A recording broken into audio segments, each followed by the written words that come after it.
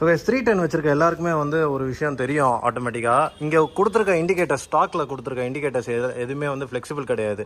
எல்லாமே வந்து ஸ்ட்ரைட்டாக தான் இருக்கும். பார்த்தீங்கன்னா உங்களுக்கு தெரியும். ஸோ நம்ம வந்து பார்த்தீங்கன்னா டியூக் 200ல் உள்ள இண்டிகேட்டர்ஸ் வந்து பார்த்தீங்கன்னா 150 ரூபா. அதே ஆனால் RR 310ல் உள்ள அதே இண்டிகேட்டர்ஸ் வந்து பார்த்தீங்கன்னா 1500 ரூபா. ஸோ அதனால் நம்ம என்ன பண்ணுறோம், டியூக் 200ஓட இண்டிகேட்டர்ஸை தூக்கி இதில் போடுறோம்.